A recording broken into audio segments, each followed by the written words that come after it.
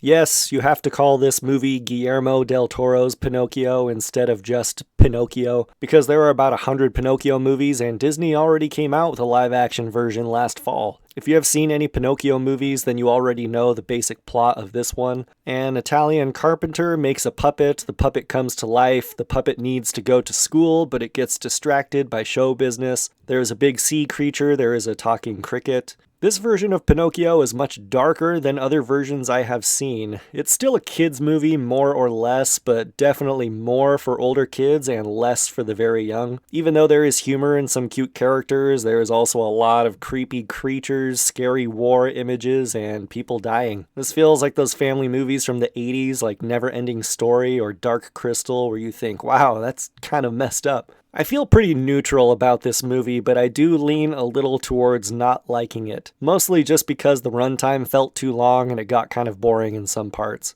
However, it still has a lot of positive qualities. The best part of the movie is the complex stop-motion animation, and it's fun to see a real work of art on screen. I also like it how Del Toro added his own style, and set this story in a different era than we are used to seeing. This Pinocchio takes place in fascist Italy during the reign of Mussolini, and fascists are trying to recruit Pinocchio into their youth program, so that's different. My favorite character was Ewan McGregor's Jiminy Cricket, or whatever they call him in this one. He was a pretty funny character, but unfortunately he disappears for a large portion of the film, and I just wish he got more screen time. There are a lot of things I disliked. Even though the character design was creative, a lot of the characters are just flat out ugly, and I did not like looking at their ugly faces. The guy who plays the equivalent of Stromboli is a particular eyesore. Even the character design of Pinocchio is pretty disturbing at first, but he kind of grew on me by the end of the movie. I also want to know why Guillermo del Toro is obsessed with placing eyeballs on places where they don't belong. There are a few musical numbers which are just awful. Thankfully there aren't very many.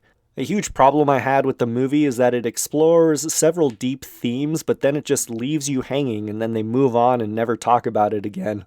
The movie offers critiques of religion, war, politics, death, eternity, love, etc., but none of these have time to develop.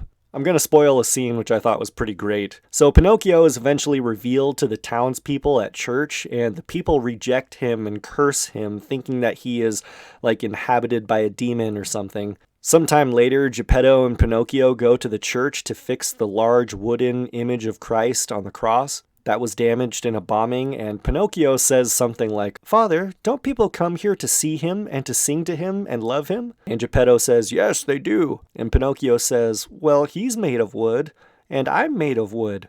Then how come the people don't love me?" And I'm thinking, yes, that's good, we're on to something. And then that religious angle is never brought up again. I think it's worth a watch, especially if you are a sucker for stop-motion animation, but you will leave this movie feeling very depressed. This is a one-and-done movie for me. I think I would be really bored on a second viewing.